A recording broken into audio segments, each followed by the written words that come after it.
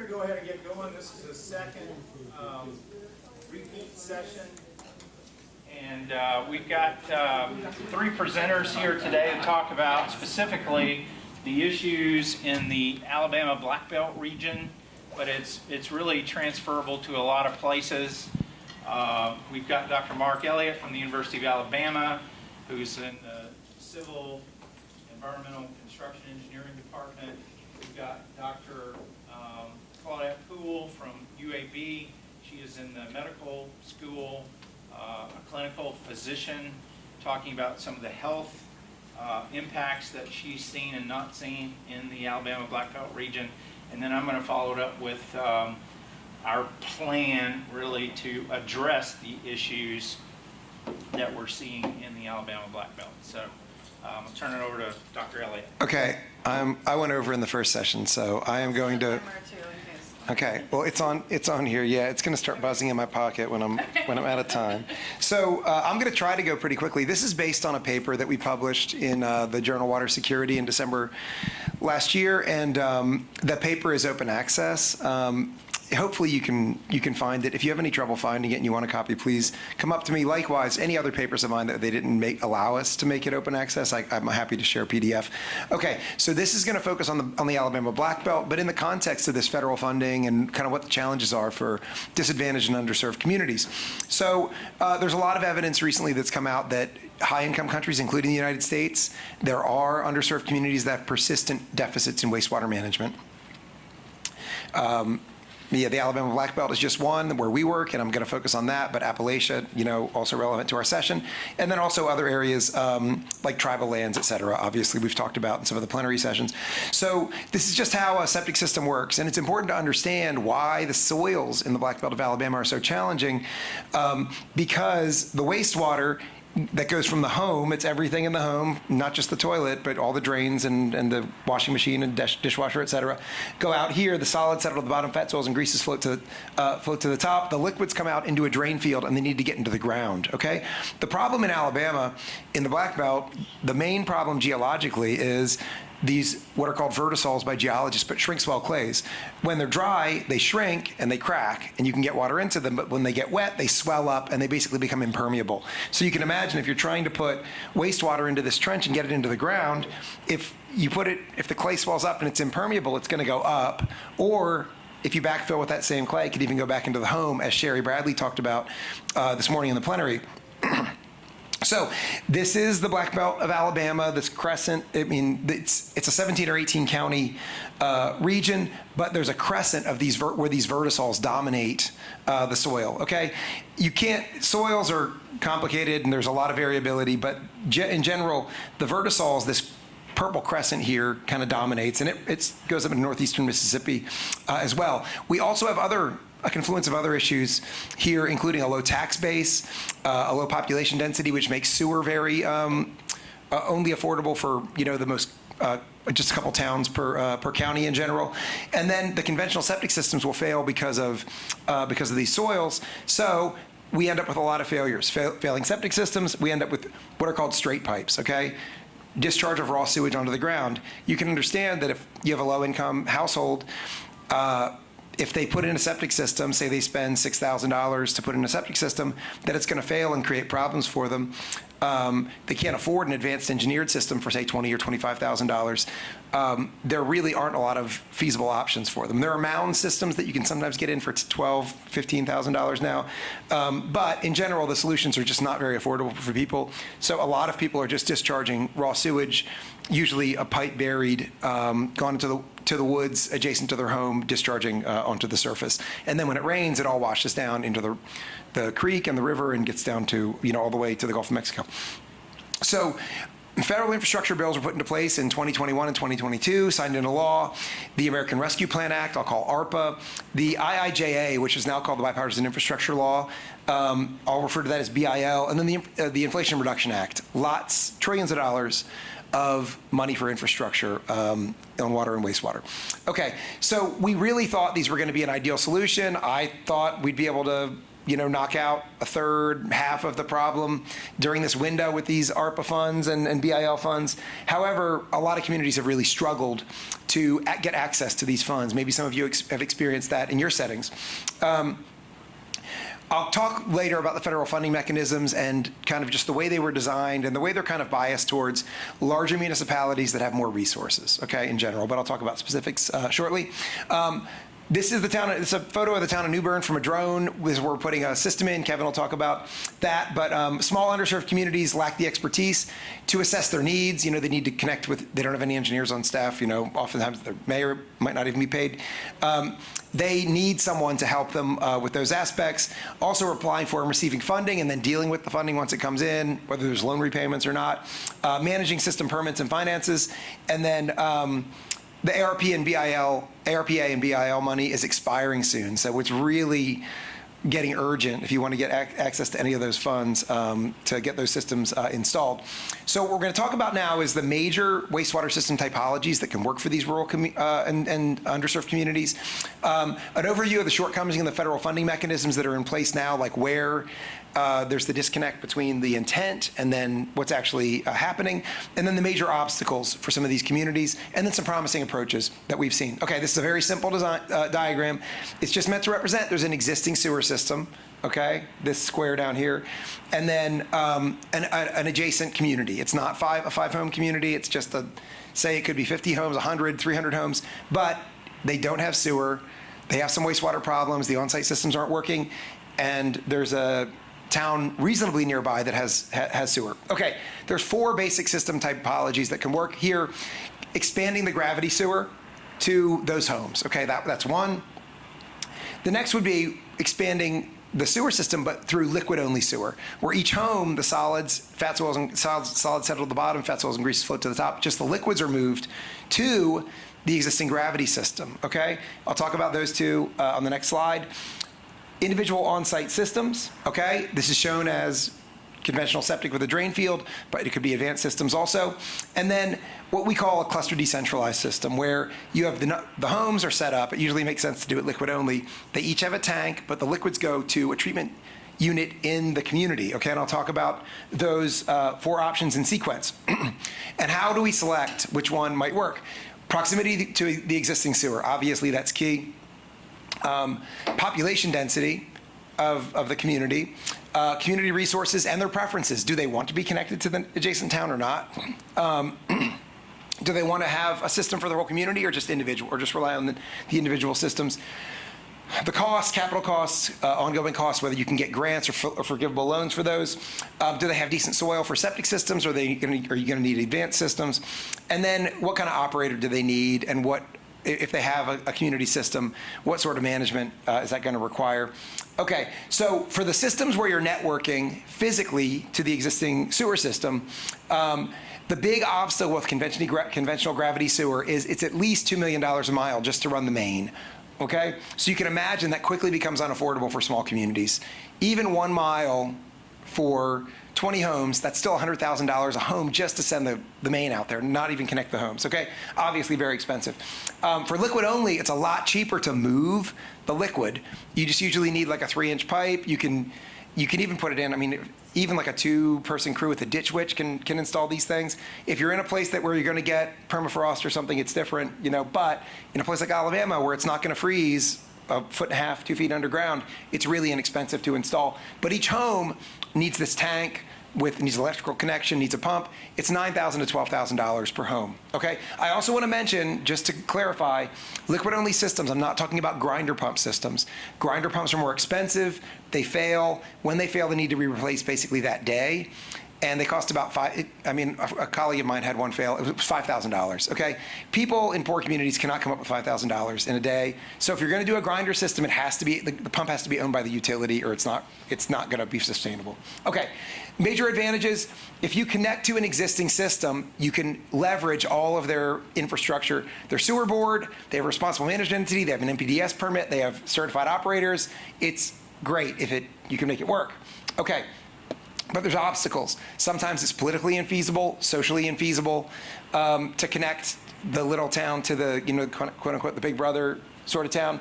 The community preferences, the small communities may want to keep everything in-house. We've seen that. Also, oftentimes the existing system already is exceeding its design flow, or it's in violation of its permit, in which case you really can't connect more. You're going to have trouble getting permission to connect more homes. Okay, single home on-site wastewater treatment. If you've got good soils, it's usually the best option for these small communities.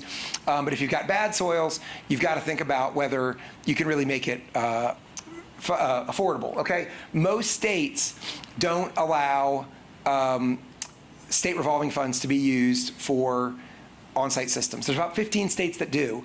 In that case, you can make it work. There's also things like community development block grants, which you can actually apply for that. You get about $14,000 or $15,000 per home. But it's often it often gets very expensive if you have bad soils and you need to put in advanced systems. And you may need management of those systems as well for advanced systems. Okay. Decentralized clusters. So this would be where the homes are networked together, but they've got their own treatment unit in their own community, okay? Kevin's going to talk about a system that we're putting in like that. We found that about 90 plus homes, this becomes an affordable option in the Alabama Black Belt, and that would be within about a 5-mile radius, which is how far on flat topography the pump that goes inside this tank can send the liquids. We have a big question here, though. Does the community manage the system, or does this existing sewer utility come out and manage the system? There's a lot of advantages to having that existing utility, if they're willing, come out and manage that system, okay? And it might not even be a sewer utility. It could be a water utility. Kevin's going to talk about other options like electric co-ops, but you need someone to own and manage the system. Okay, so funding authorized under the Clean Water Act, just to let you know, you can't use that money for operations and maintenance. You can use it for capital costs for installing a system. You can use it to set up a management entity, but it's not meant to cover ongoing costs. You're supposed to have a financially sustainable plan for that. Okay, there's a trend since the 1980s in the United States towards fewer grants and more loans, with the exception of the ARPA and the BIL, the recent money that's been injected into the system. Hopefully, if it's successful, more of that money will be coming. Of course, it's uncertain. Okay, the neediest communities have been struggling to qualify. Okay. A lot of the time, they're not a legally recognized public entity. They're an unincorporated community. They need a current financial audit in order to apply for and get federal funding. And a preliminary engineering report or a proposal that requires an engineer. We didn't appreciate how dependent the small communities were on hungry engineering firms who were going out to these communities and saying, hey, you've got this problem, I can help you. And then they take care of the application. But when there's so much federal money flooding the system in a tight labor market, we just don't have a lot of firms that are going out and asking for these systems, asking to help these small communities. Okay, so that's been something that we didn't anticipate would be such a challenge. Okay, engineering firms, just to let you know, they're typically compensated with a design fee. So the bigger the project, the more money they get paid, even if it's a simpler thing to design. Okay, and what that means is if you're running that big sewer main, the fact that it costs $2 million to run it at 1 mile, the firm's going to get about $200,000 just for that design, even if it's a very simple design. Whereas if you are spending $2 million to put in, a liquid-only system, it's going to be very complicated to design and probably new to the firm. It's going to take a lot more work. They're going to get this, a similar amount of money. But there's so much money out there now with these federal projects that are 8, 9-figure projects. It's hard to imagine why the firms would go after these tiny projects. Okay. State funding and regulatory agencies are also more eager to give loans to bigger utilities and bigger systems. The reason is those systems have professional staff that are used to handling these grants and loans. They can take care of all the paperwork. They've actually got engineers on staff that can deal with engineering issues. They often have growing populations with existing increasing revenue, so whereas a lot of our communities are declining in population. And small grants and loans may take more work, and you may end up with a system that ends up being a problem system and starts to fail. There's a lot of examples like that, whereas the bigger systems usually have more capacity. Okay. We found promising approaches. If you can leverage existing resources like that infrastructure, you've got an existing gravity sewer system, you've got high-speed internet, you can use that for remote monitoring and management. You've got a cell tower for data transfer. You can use that as well. Operation and management capacity, bill collection, discharge permits, and regulatory approval. Leverage those with new and recent innovations like these liquid-only systems, often called STEP systems, septic tank, effluent pressure, because you got a tank in front of each home, you got the pump that generates the pressure, and it's just the effluent, the liquids that you're moving. Single parcel clusters. That's another thing that, oftentimes the neediest homes have multiple, the neediest households, it's multiple homes on one parcel. If you can treat those on site with, say, 1 or 2 systems, you can lower the cost per home down quite a bit. And then centralized management of decentralized infrastructure. I'm going a lot faster this time, sorry, because I went over last time and it pushed the whole session back. Also, be creative about the approaches to funding. Sometimes you'll find unanticipated challenges, but some states allow you to do state revolving fund and install to fund on-site systems. Okay, one note, the more tank-based systems, on-site or things like step systems, the more tank-based systems, the more solids you generate, the more solids you're gonna have to handle, and it's not gonna be next year, it's gonna be 5 years, 10 years down the road. Make sure you've got the capacity to handle that septage. Okay, we have a consortium that Kevin's gonna talk about where we've brought a lot of partners together in the state. We've got a lot of different funded programs. Sherry Bradley, who was in the plenary today, runs the BBUWP. International Paper has given us, a foundation has given us some money to test some of those single parcel clusters. We got EPA money. Okay, that is that's my time. I'm just gonna wrap up in a minute. And then Columbia World Projects has given us some money with some academic partners. USDA Rural Development, we've got some grants to do different aspects. We're piloting managed on-site systems. We've got a system installed. Here's a photo of our treatment unit, the first treatment unit. Wastewater started running this week, so we're excited about that. There's a lot of people to acknowledge that have helped with this. This is not just a small team. There's many different organizations. Okay, that's it. While we transition, we have time for maybe 1 or 2 questions. Okay, sorry that was so fast. I'm trying to be better. You did great. Great. Oh, yes, go ahead. This is just more of, I guess, terminology question. Yeah. So for you guys, where do you draw the line between a package plant / cluster system and this is, you call it a treatment plant? Well, it's a gray area. It's not like one home trips it over into the, the next category. What we found in general in Alabama is from pricing it out, you need to get up to about 90 homes to make it affordable, and where the cost per home is less than the cost of advanced on-site treatment for the individual homes. But the ceiling, I guess, would probably be, say, 400 homes, maybe 300 homes. The biggest towns in our region, if you don't count the state capital of Montgomery, which is not really considered rural Black Belt, Demopolis is 7,000 people, so roughly 3,500 homes is as big as they get. So it's somewhere in there, in the middle of that range.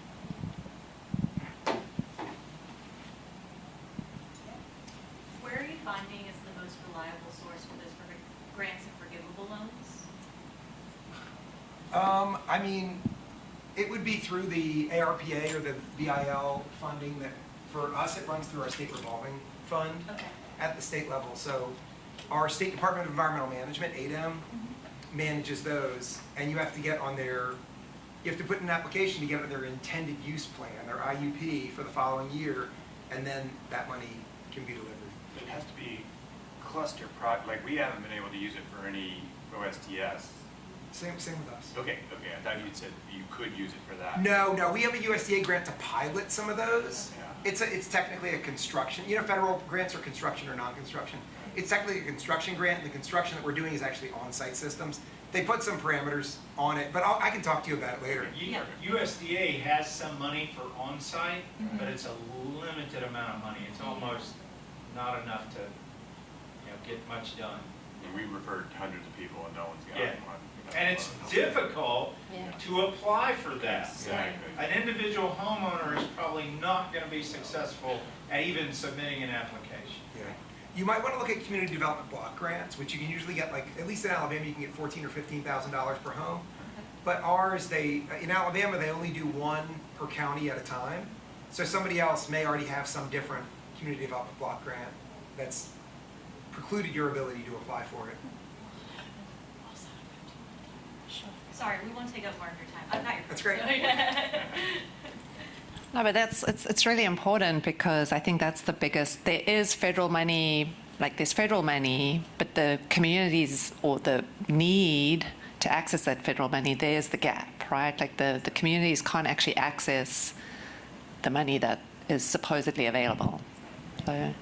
Anyway, so I'm supposed to be focusing on the health component of this issue of failing sanitation in the Black Belt, and myself and Amy Hutson Chatham, who wasn't able to be here today, she's in the School of Public Health, I'm in the School of Medicine, and we've really been trying to work at a community level, really describing the health impact of this issue. It really started back in 2017, where attention really escalated after the publication of the findings of hookworm being found in Lowndes County, Alabama. That message got amplified by the environmental justice activist, Ms. Catherine Coleman Flowers, which I think a lot of people are familiar with. And it really caused a huge media frenzy almost. Like, so many international and national news organizations came and sort of wrote about this issue in Alabama. And it really has perpetuated the narrative that hookworm is endemic in our state. The Lowndes County, so the Black Belt, as Mark already described, is this region that sort of stretches from Mississippi right through the middle of Alabama, Georgia, up into the Carolinas. The 3 counties that I highlighted is where we conducted our study. Lowndes County is circled there on the right, and then we looked at Wilcox and Perry County, and the reason we picked those counties because we had good community relationships there, and those counties had well-documented problems with sanitation, coupled together with high rates of poverty.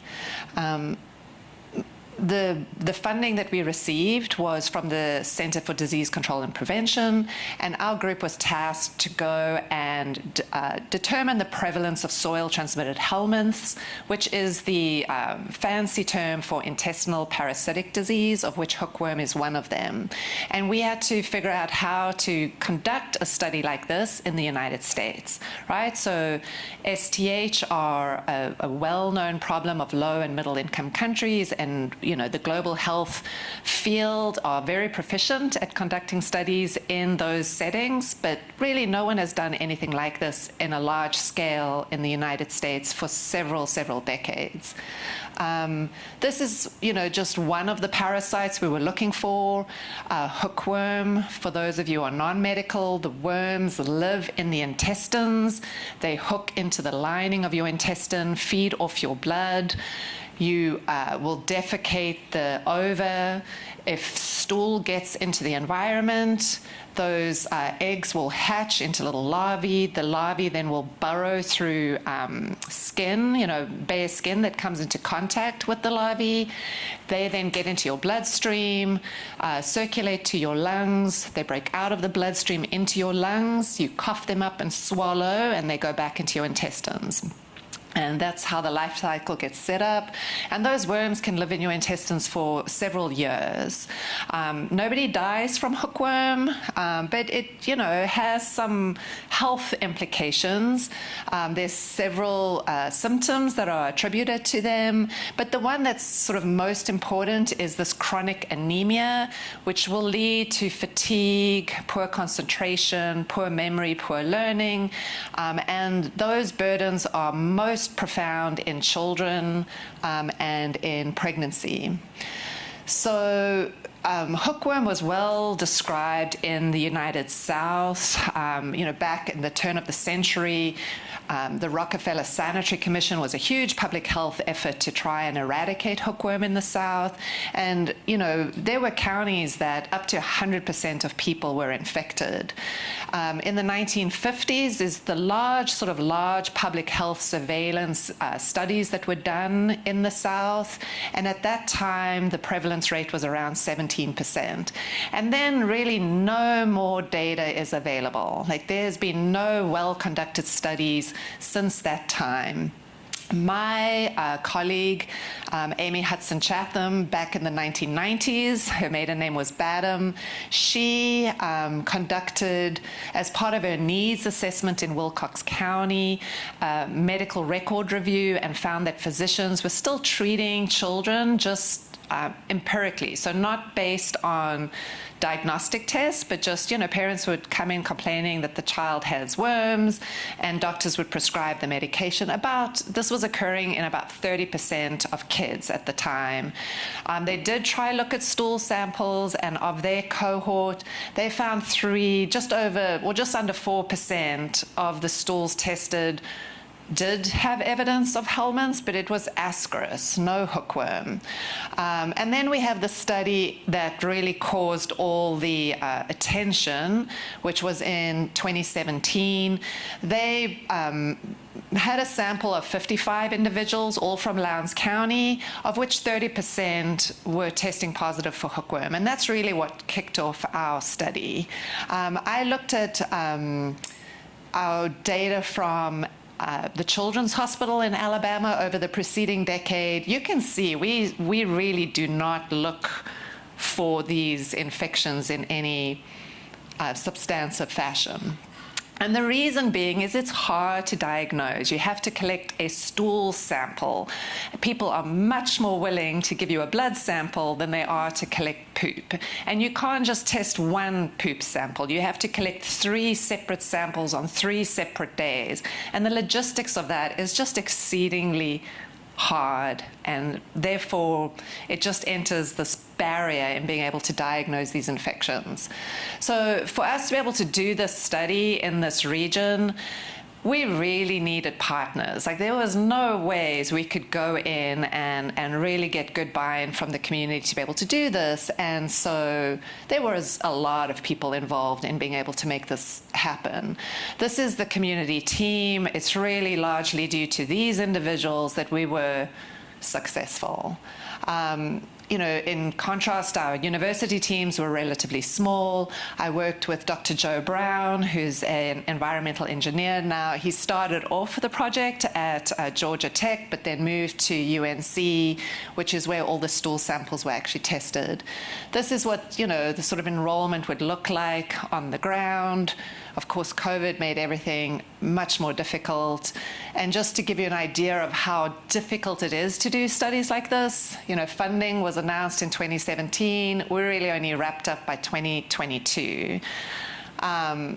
We did a good job, right? So this is a heat map demonstrating the locations of where these children who participated resided in the counties. And we got really good representation. We got roughly about 10% of the pediatric population across those 3 counties tested. And the map on the right shows self-reported straight pipes. So you can see there's a lot of overlap between where we were enrolling children and where they reported straight piping. And I think what's also really informative to see is that there's a high concentration of straight piping occurring actually in the towns where theoretically they should be able to connect to sewer. So it's a very common, pervasive problem. We tested over 2,000 individual stool samples. We did not find any hookworm. So there's, as far as I can tell you right now, no evidence of ongoing hookworm transmission in these counties. We didn't find any other parasitic disease either.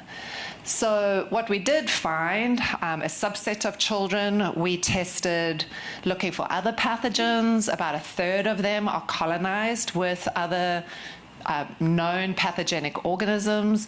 To put that in context, in low middle income countries, 100% of kids will be colonized.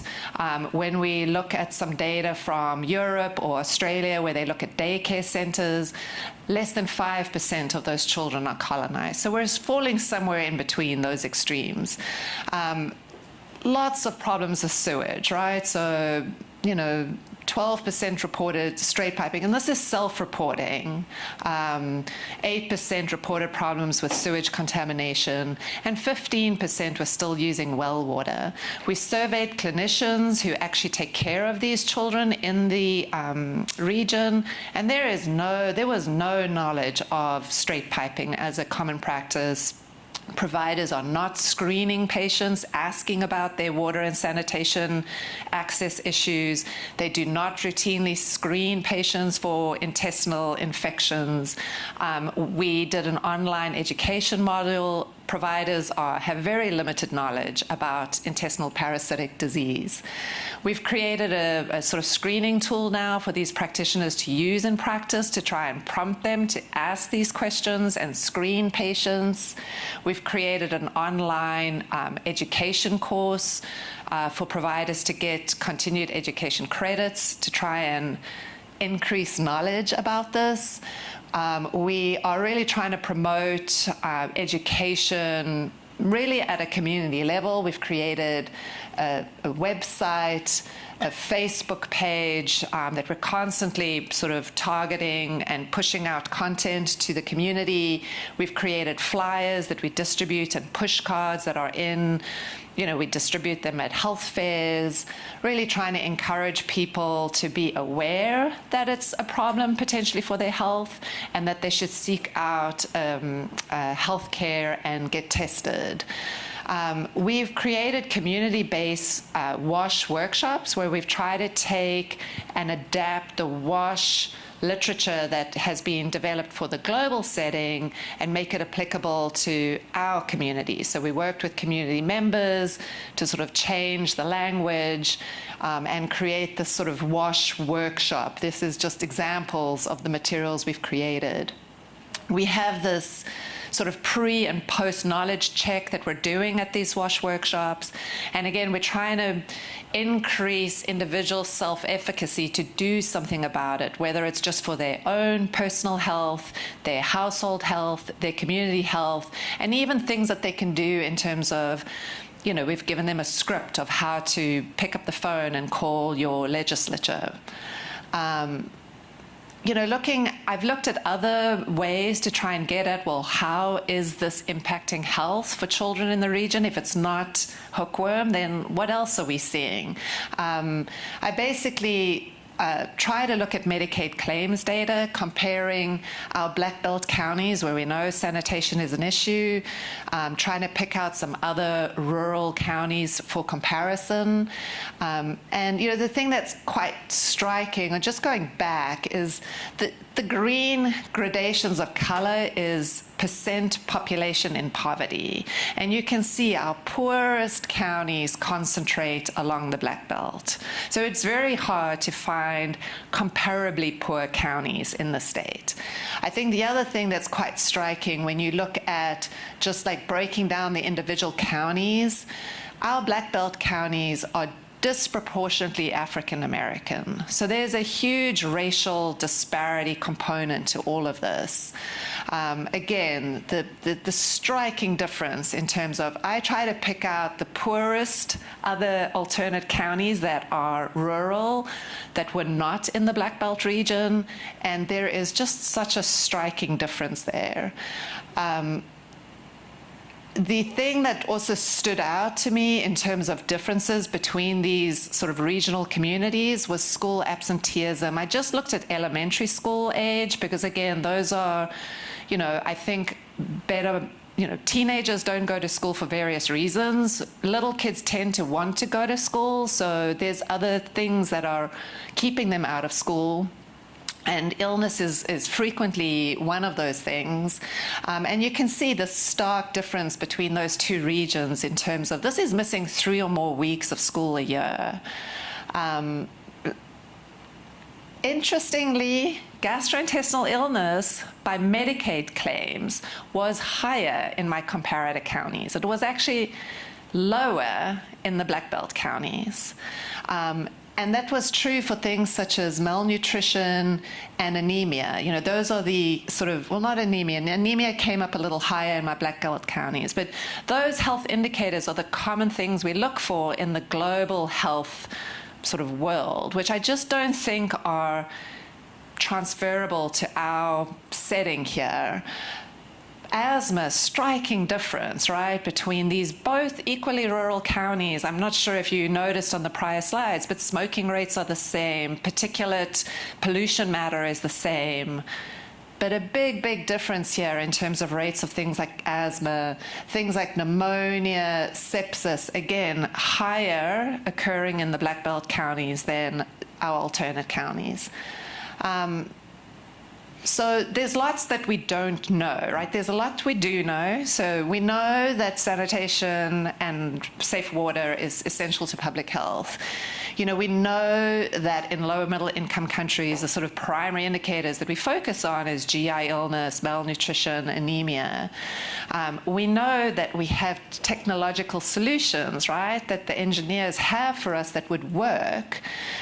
The problem is we don't know specifically what the health impacts are here in the United States. You know, nobody has really clearly defined them or described them. We also don't know how to change the current funding and regulatory environment that we're all trying to operate in.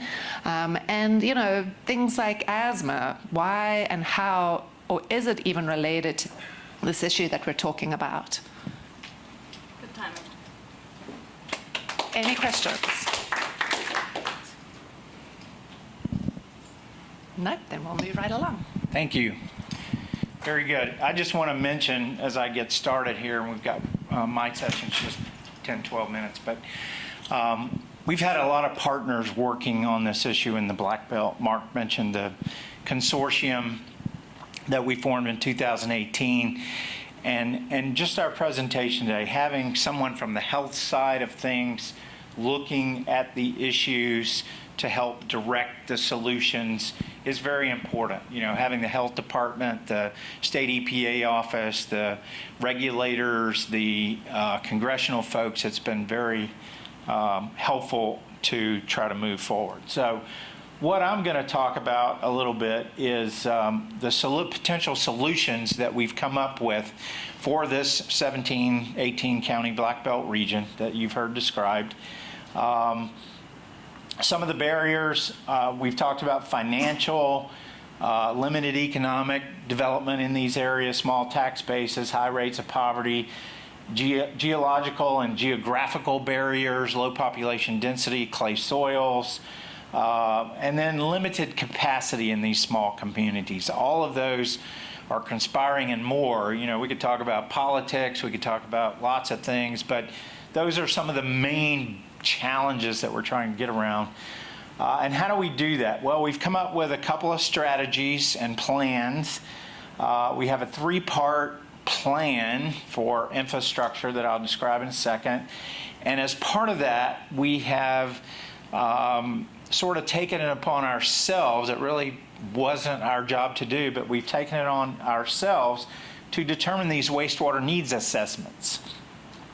We're looking at appropriate low operation and maintenance cost technologies, which I think is important, and then management consolidation. These very small communities will have a difficult time maintaining and operating and funding infrastructure. So how do we make that happen? And then continuing our communication and education with all of the parties, including the communities themselves. Very important. We formed this consortium, and here's the website if you'd like to go and look at our projects and some of our resources.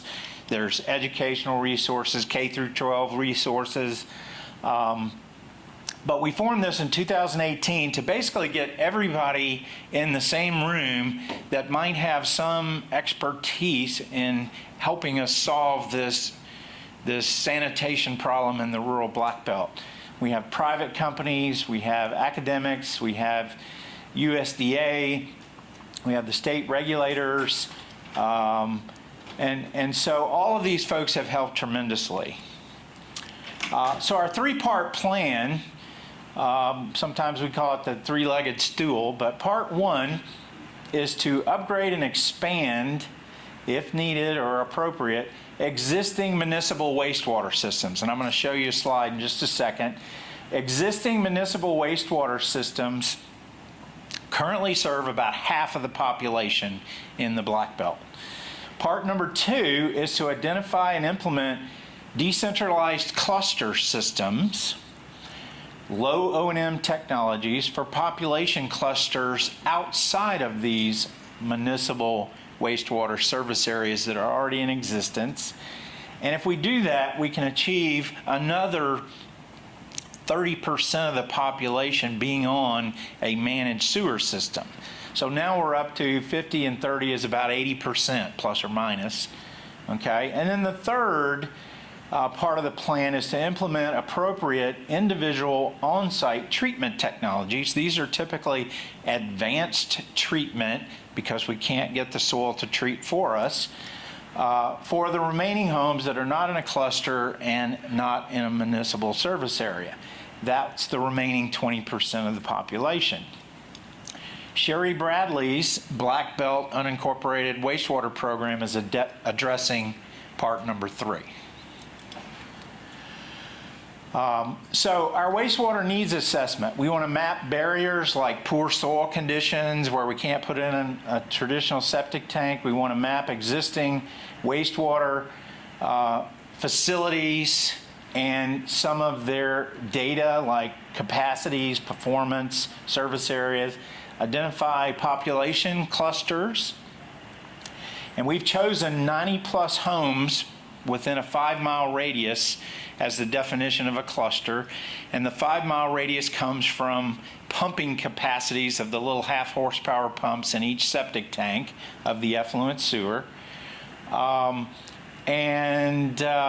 90 number comes from the cost per home. If we only had 30 homes in the cluster, that cluster system would cost $30,000 to $40,000 per home. If we get up to 90 homes or more, that cost drops to $20,000 to $25,000 a home, and that's competitive cost-wise with the advanced on-site treatment system installations. Okay. And then we take the collection networks and treatment systems that we've identified and create cost estimates. So now we can go to ADEM, our state regulator, who has to turn in estimates to EPA to get SRF money, and they can include those cost estimates in that submission to EPA. And then how do we best fit that? How do we prioritize that? And then how do we get all this information to the people that can implement these solutions, right? So here's a map of Marengo County. It's one of the Black Belt counties. They all look very similar to this. The red coloration means a septic tank will not work in that soil. The dark black color that you see a couple of things there in Demopolis and Linden, those are existing wastewater collection treatment systems, municipal systems in that county. Demopolis is one of the larger communities on sewer in the Black Belt. Its population is 7,000. Linden is 1,850 roughly.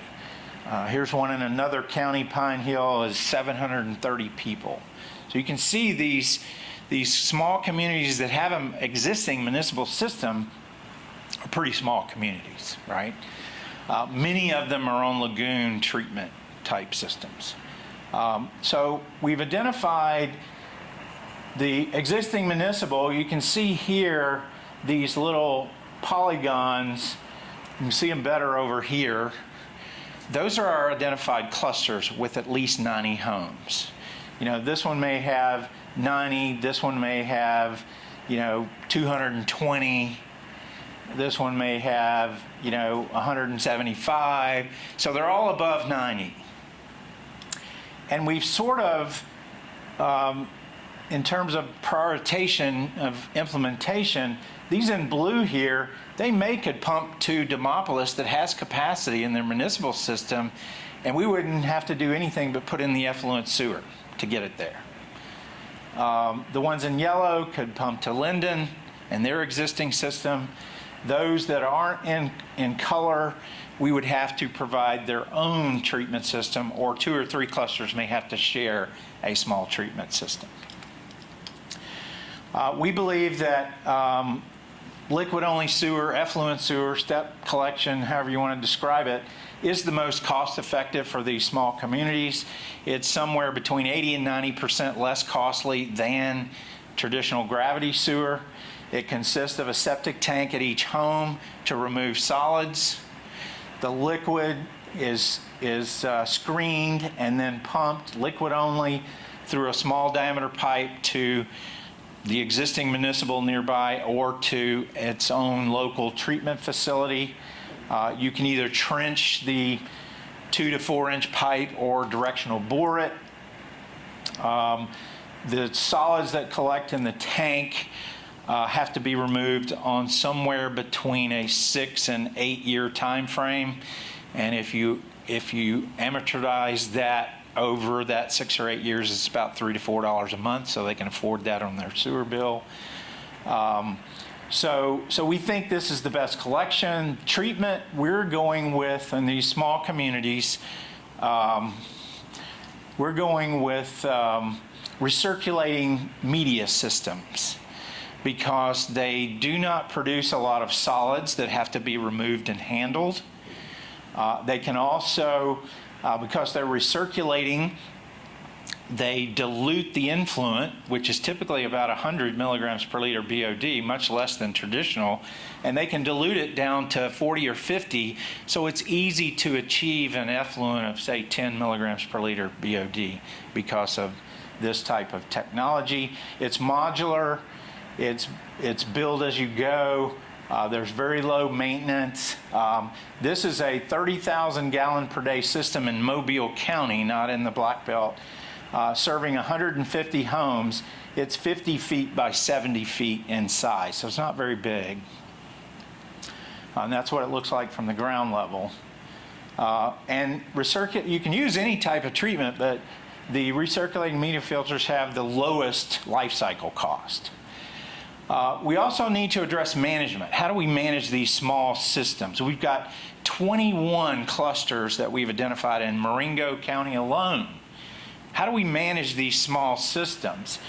Well, they can be managed by water utilities, existing wastewater utilities,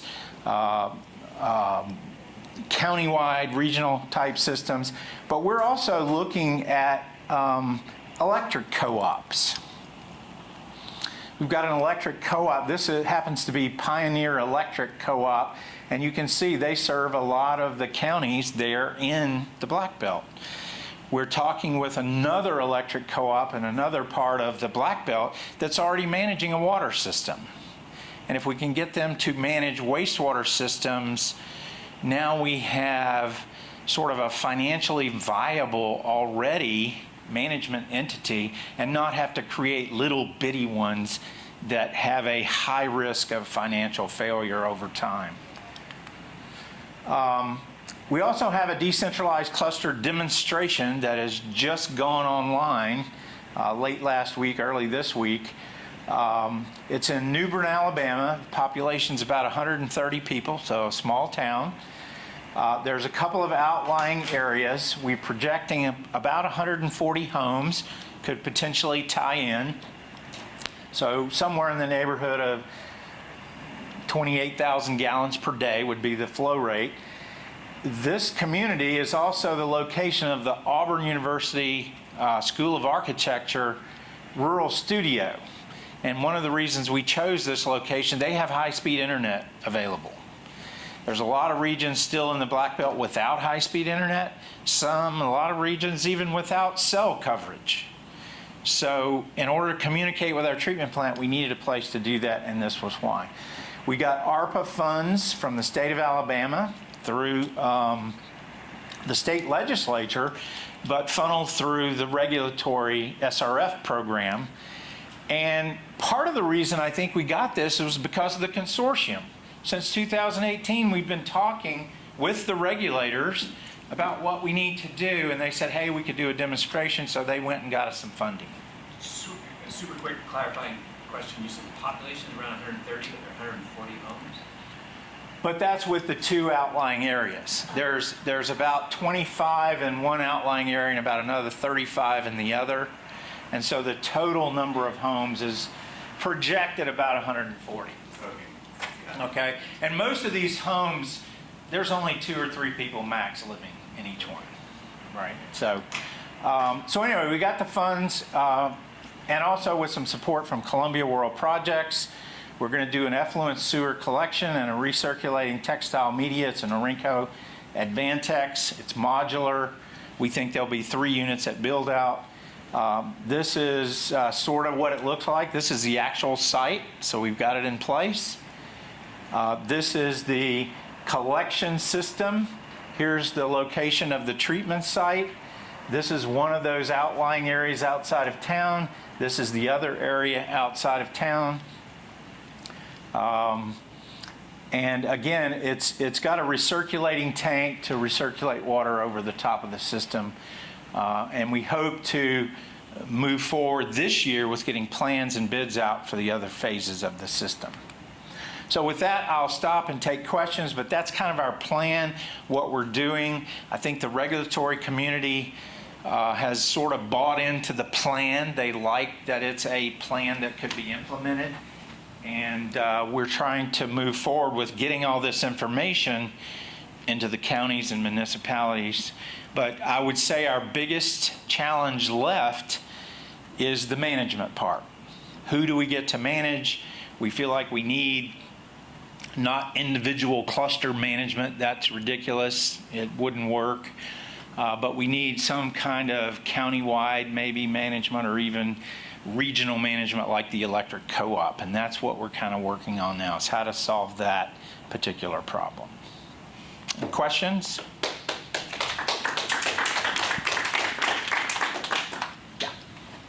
When you're talking about the step collection, you mentioned that you would have treatment at the collection site or the source. Is that just for the wastewater, and so not the solids? In the effluent sewer system, you have a tank at each home. That tank is to remove solids and oils and greases. So the greases and oils float, the solids settle, and then the clear liquid in the middle is what is pumped out to the treatment plant. So in a normal treatment plant, that solids separation is done in a clarifier at the treatment plant. Well, we're not doing that. We're doing it at the source. We don't have to handle it for every 6 to 8 years. And you're So it makes the treatment plant, the operation and maintenance of the treatment plant less costly and simple to operate. They don't have to handle solids. The recirculating media system doesn't produce solids like an activated sludge. So we don't have to handle solids at the plant from biological growth either. Are you finding that because the septic tank is then limited to just the solids, that that's sufficient enough treatment for just the solids there? Well, you're still going to have to process, when you pump the tank 6 or 8 years later, you're still going to have to process that septage. It will be land applied or it will be taken to a bigger treatment plant for treatment. But it's enough to remove the solids so that you can use the small diameter pipe and there's no solids clogging up the local small cluster treatment plant. As a follow-up on that, did you have to set up a special improvement district or sewer improvement district to run the lines and throughout the community? That's exactly where we are now. We're in the process of trying, we've just contracted with an attorney to try to figure out how do we manage the system in New Bern, the demonstration. And so we really would prefer not to create a New Bern sewer utility, although that's an option for us. But it would be so small, I think they would have a hard time financially supporting the system long term. But how would you be able to even lay pipes? Well, we have to get a permit from ADEM and a permit from ALDOT. Somebody has to own that permit, and right now the engineer owns that permit. And as soon as we develop the management entity, he will turn that over to the management entity. Interesting, because when we're doing it, the model we're looking at is we can't even lay pipe until you have that sewer improvement district because you're going across lines and in public right away. So that's really interesting. But in Alabama, the engineer can actually hold the permit temporarily until he turns it over to the utility when the system goes online. Yeah. Right now, our system in New Bern, while it's operating, it's only serving the Auburn University compound. They have a health department permit for an in-ground disposal, and so we're just using the same disposal that's already permitted. But we're exploring our management options to try to get something a little more optimal. Thank you. Thanks everyone so much. It'll be time for lunch now, next downstairs. So come on over.